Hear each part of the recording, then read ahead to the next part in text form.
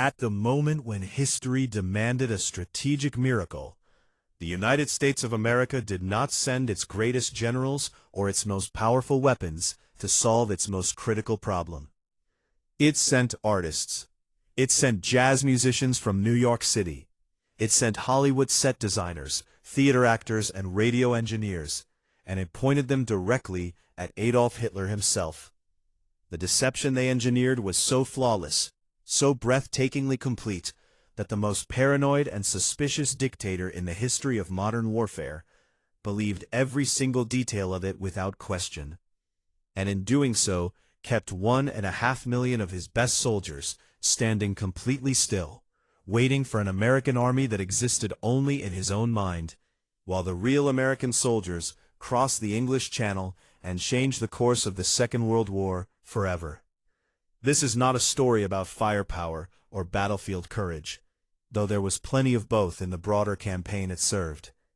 This is a story about the particular, unmistakable genius of American creativity, the national capacity to look at an impossible problem and solve it in a way that nobody on Earth, including the enemy, ever thought to imagine. The Germans had spent years studying American military capability. They had analyzed American weapons, American tactics, American production numbers, and American command structures. The one thing they never thought to study was what happens when America decides that the most powerful weapon in the entire arsenal is the human imagination. To understand how profoundly this deception altered the outcome of the war, it is necessary to understand the exact nature of the crisis that made it necessary.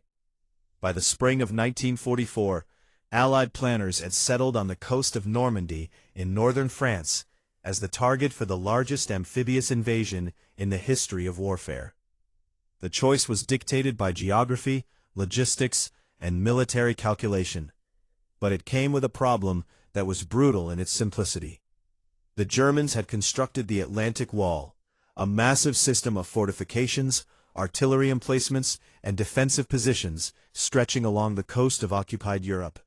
And they had the armored reserves to reinforce any point along that wall within hours if they knew where the blow was coming. Hitler, for all his increasingly erratic strategic judgment, had personally identified Normandy as a potential invasion target and had begun ordering reinforcements to the region. If he concentrated the full weight of the SS Panzer Group and the elite armored divisions of the German army along the Normandy coast before June 6th, the invasion force hitting those beaches would be walking into a killing ground from which no amount of American courage or naval firepower could extract them. The math was devastatingly simple. The Allies could only survive D-Day if the Germans did not know D-Day was coming, and the only way to guarantee that was to give Hitler something else to think about.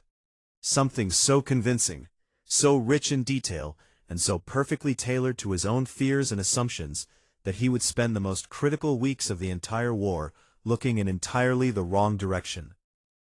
What the American and British planners built in response to that challenge was one of the most extraordinary constructions of false reality ever assembled in the history of warfare.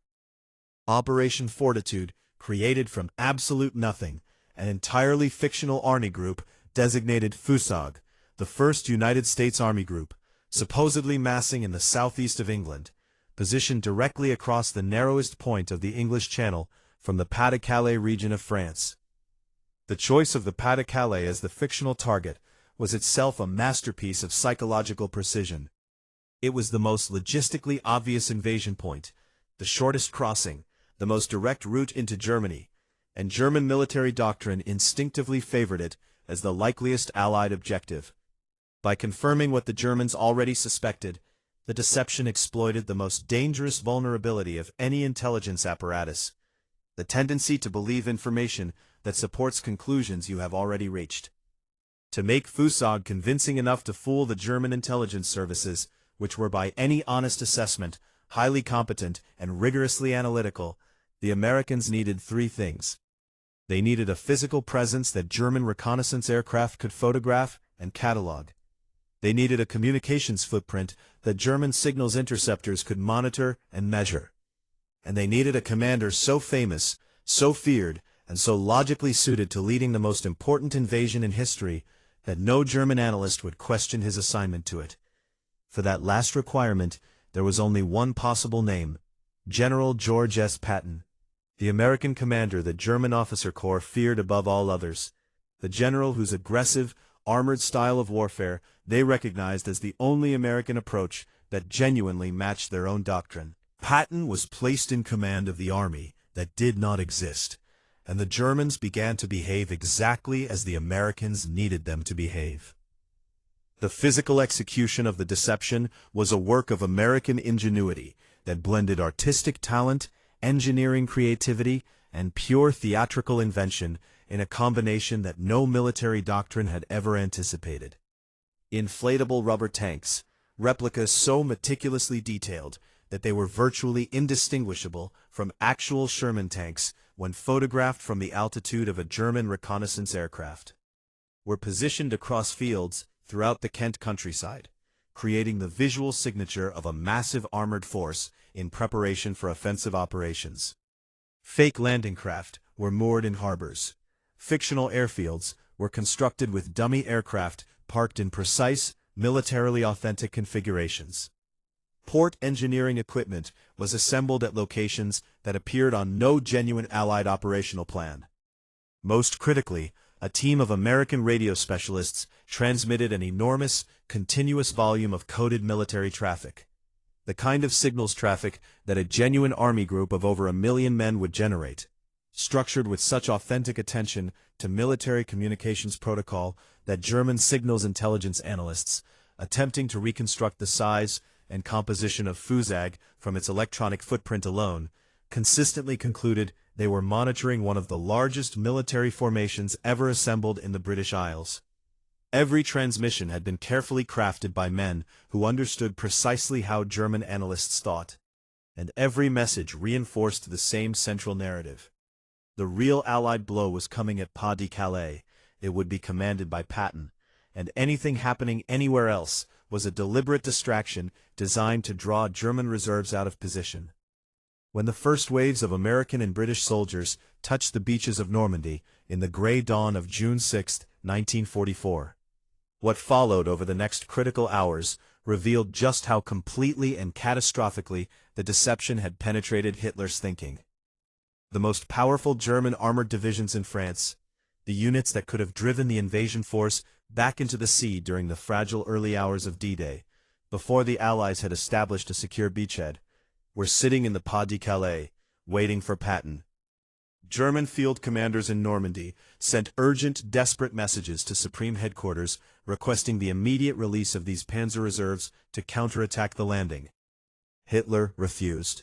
He was convinced with an absolute, unshakable certainty, a certainty that every piece of intelligence his own apparatus was feeding him actively reinforced, that the Normandy landings were precisely the diversionary feint the Americans wanted him to believe they were. A sacrificial force designed to pull German reserves out of the Pas de Calais before the real invasion, led by Patton, struck the true objective. For critical hours on D-Day itself, then for days, and ultimately for weeks after the Allied armies had already broken out of the Normandy beachhead, Hitler kept his finest armored reserves frozen in place, waiting for an army that was never coming. The British double agents feeding fabricated intelligence reports into the German system continued filing dispatches confirming that FUSAG was still in position, still preparing, still waiting for the order that Patton was about to give. Hitler believed them until the moment when believing them no longer had any power to change the outcome. The men who actually carried out the ground-level deception, the soldiers of the real Ghost Army units who positioned the rubber tanks in the darkness, transmitted the false radio traffic, and maintained the elaborate physical illusion day after day, were among the most unusual collection of men ever assembled under a military uniform. In their civilian lives, many of them had been painters exhibiting in New York galleries, musicians playing bebop in Harlem jazz clubs, writers working on Broadway productions, or designers drawing storyboards in Hollywood film studios. They had been recruited specifically because the creative intelligence that made them artists in peacetime was the precise capability that the mission demanded in wartime. They operated under a security classification so extreme that they were forbidden from mentioning their work in letters home, forbidden from discussing it with anyone outside their unit, and required to carry the full weight of a secret that they understood could determine the outcome of the war entirely on their own.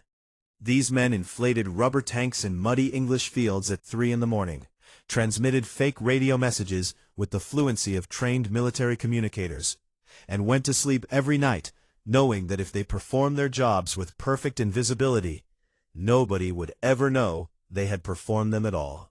For decades after the war ended, that was exactly the case. Their contribution remained classified, and the men of the Ghost Army returned to their paintings and their music and their writing, without ever being able to tell a single person what they had actually done to win the Second World War. What German military historians and intelligence analysts were ultimately forced to confront in the post-war assessments of Operation Overlord was a conclusion that shook the foundations of conventional military thinking. The most decisive strategic victory of the entire European war had been won not by the army with the most tanks, or the most artillery, or the most men, but by a group of American artists and radio engineers who had walked directly into the mind of Adolf Hitler and built inside it a completely false version of reality, so rich in detail, so internally consistent, and so perfectly calibrated to his existing fears and assumptions that the most suspicious man in Europe had accepted it as absolute truth. The Germans possessed an intelligence apparatus that the entire world respected. They had brilliant cryptanalysts, experienced field agents, and rigorous analytical processes. And they had been defeated completely and irreversibly by painters from Greenwich Village inflating rubber tanks in the dark, and jazz musicians from New Orleans transmitting fictional radio messages on English hillsides. When the full scope of Operation Fortitude was finally reconstructed from captured German documents and post-war interrogations of senior Wehrmacht officers, the reaction among those officers was described by Allied intelligence debriefers as something approaching a kind of stunned, hollow disbelief, not at the audacity of what the Americans had attempted, but at how thoroughly and seamlessly it had worked. They had seen exactly what the Americans wanted them to see. They had believed exactly what the Americans wanted them to believe. And they had kept 1.5 million soldiers standing perfectly still, waiting for a ghost, while the real war moved past them and sealed the fate of the Third Reich forever. American ingenuity had not merely won a battle, it had manufactured an entirely false war inside the enemy's mind. And the enemy had fought that war instead of the real one, until it was too late to fight either. If the story of the Ghost Army left you shaking your head at what a group of American artists accomplished in the middle of the deadliest conflict in human history, drop a comment below telling us which detail you found most unbelievable. And subscribe, because the hidden stories of American military genius are only just getting started.